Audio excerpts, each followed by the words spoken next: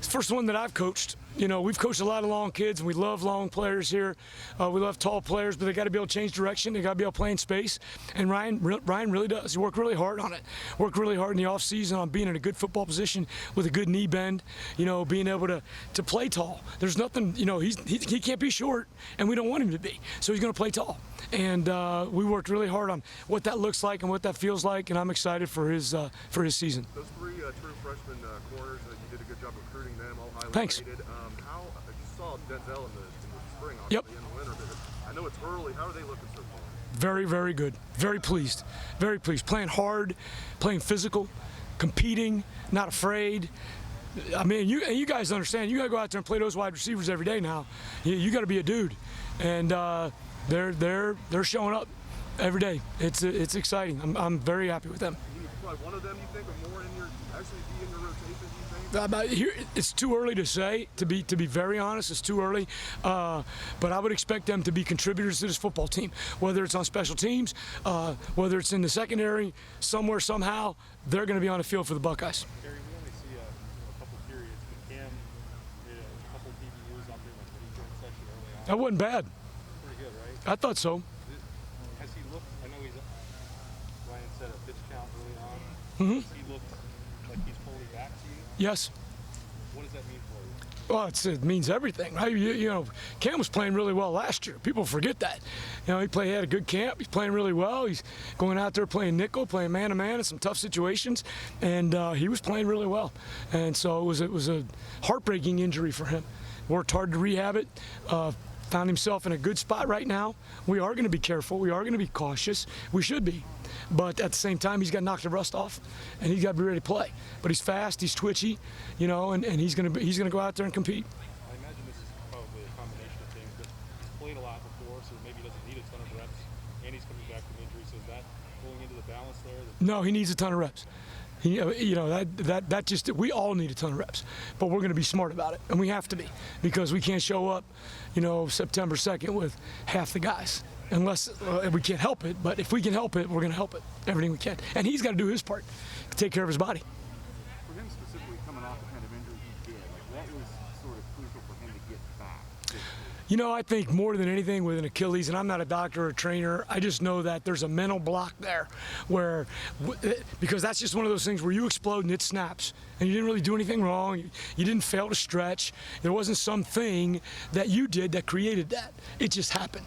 And so I think more than anything, it's playing and not feeling fear that that's going to happen. And the only way to fight through that is to go play.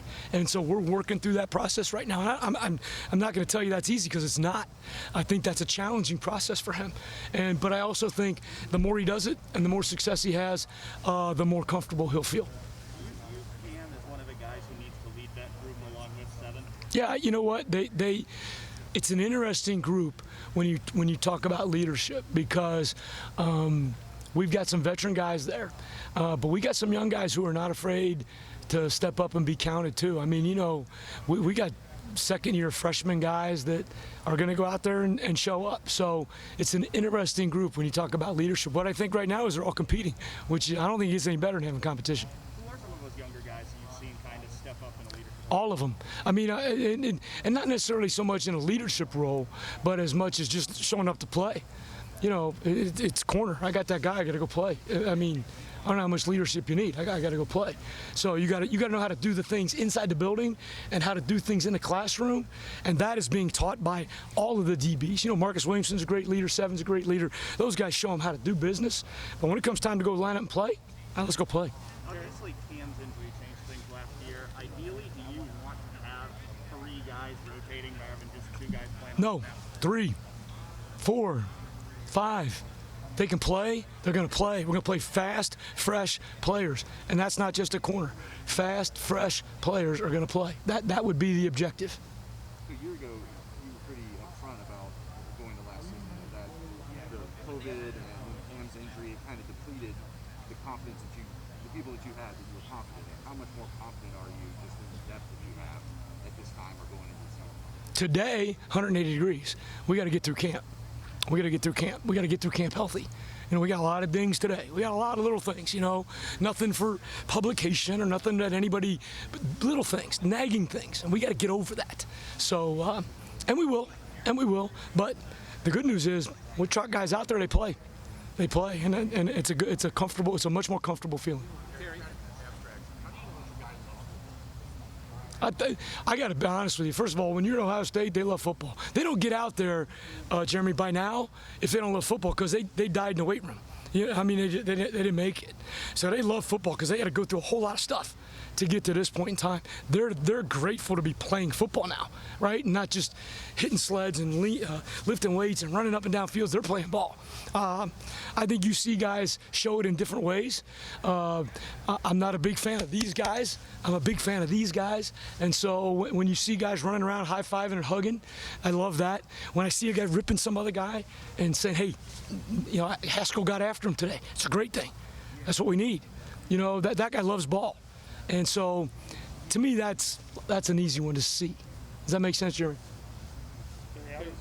I got to take Doug. He's got a couple times. Good to see you. In the slot, what kind of skills are you looking for there for guys with that duty, and who on this roster fits that best right now? Yeah, so it's all of the skills. It's a great question because they have to be able to cover man-to-man. They have to be able to stop the run. They're going to have run fits. They got to be able to block, destruct, and get off good blockers, sometimes tight ends. They have to be able to play zone coverage and have a great feel for that. They have to be able to pressure, blitz the quarterback. So all the skills are in play with a guy who's playing in the slot. And so those are unique players. And so those guys have to be trained to do those jobs, and they have to feel comfortable doing those jobs. Marcus did a great job playing there last year. Right now, Lathan Ransom is doing a great job as well. And then we got some young guys that are out there playing. Cam Martinez has had a great spring. He's had a great summer. He was gold in the weight room, which was phenomenal. He's had a great fall camp so far. And so he is competing. And then young guy Jansen Dunn. So we got 4 guys that are playing in that spot right now. But the reality is, Doug, the 4 or 5 best defensive backs are going to be on the field now. So however we got to do that, and then we got to rotate them around. They all got to know all the jobs.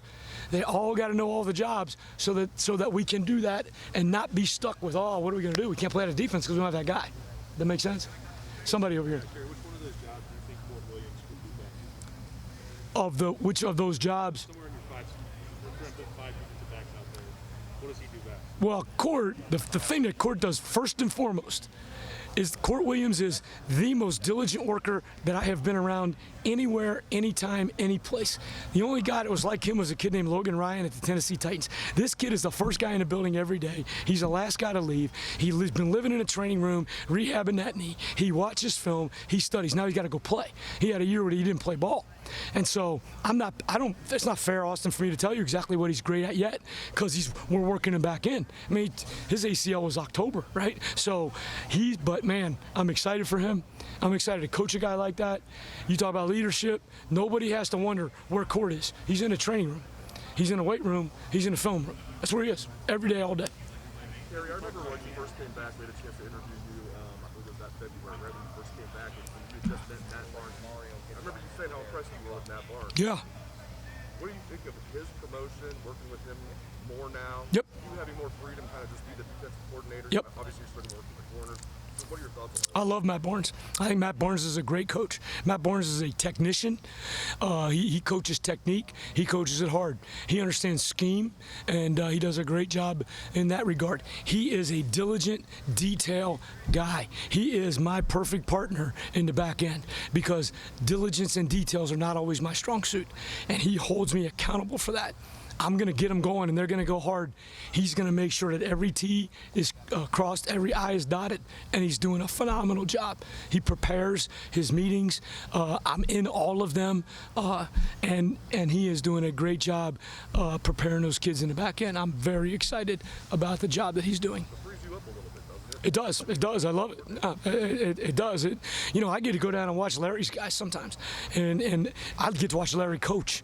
And man, you have fun. Go watch Larry coach for a little bit. Go watch what those guys do in some drills, right? And watch Al. Al's out there wearing his pad, and they're hitting him, and his head snapping back. I mean, I love watching those guys coach. That part is really cool, and I'm getting so much more connected with all of those guys in those other areas. So yeah, it's a blessing to have Matt because it does allow me to do some other things.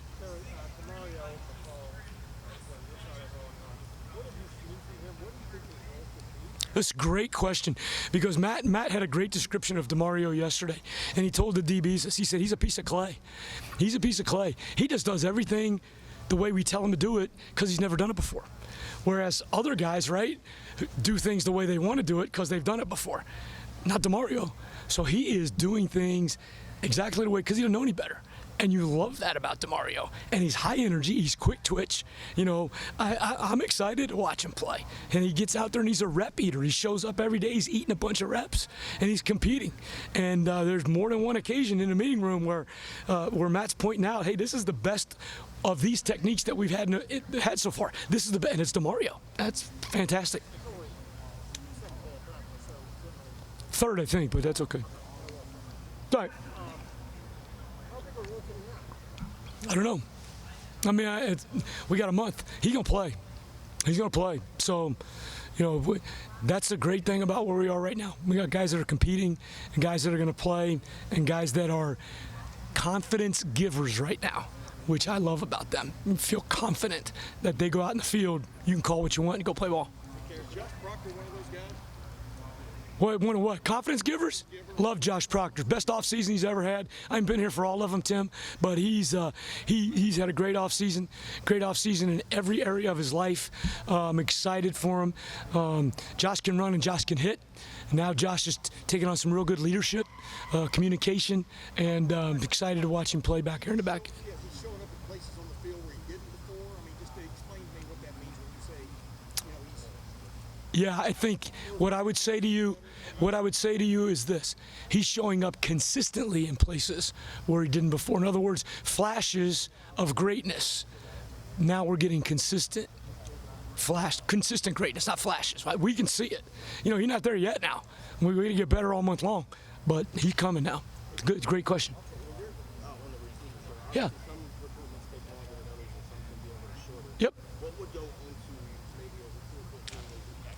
I don't want to say easy, but as quickly as you offer a kid one day, and then maybe within 20 days, It's a great question. I think it depends on the player more than anything. I obviously believe that we have the greatest product to offer a young man and his family of anybody in the country, and I think that's an easy presentation to make. It's sometimes easier for them to see than other times. I would tell you that sometimes you just meet people and you have connections with them. I think I knew the day that I met my wife, that was the one I wanted. It took me a long time to talk her into going out with me. She wasn't a 20-day recruit, but the ones that you feel that connection with and they feel it too, you get to the point, well, why wait? We got a great product. You really like it here. Let's go forward. And some of them do, and those are guys that don't look back. It's exciting. so when it does happen quickly like that, are there difficulties in making sure it sticks all the way until the end? Here's what I think. In today's world, you better recruit guys every day. You better recruit guys on your team every day. You better recruit people every day, right? You better be positive and friendly and valuable to them in their life. You better be demonstrating to them that you're going to be able to make a change for them every day, whether they're on your team or somebody that committed to you 2 years ago.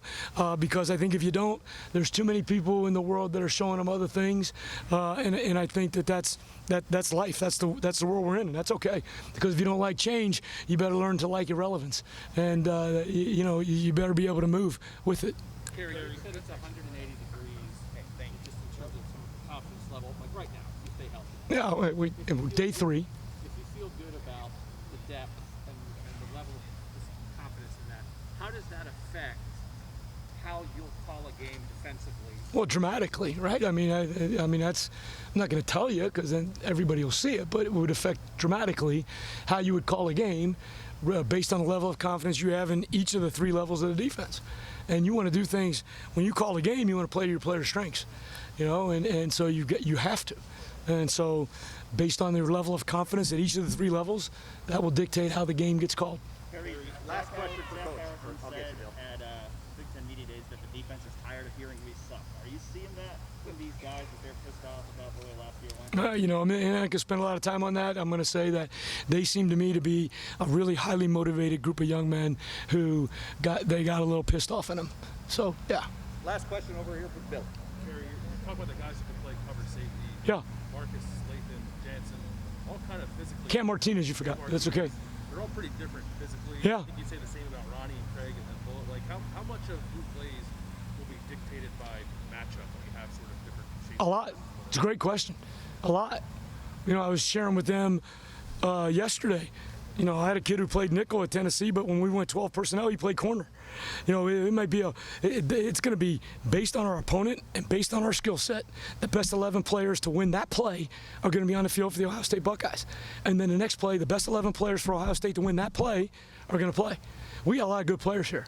We should have guys on the field that maximize their strengths to our defense to match up in the best possible way with our opponents. How much does your time with Tennessee maybe influence that? Because I think a lot of times in college, you just sort of have your 11, you put them out there. I don't know how much matchup.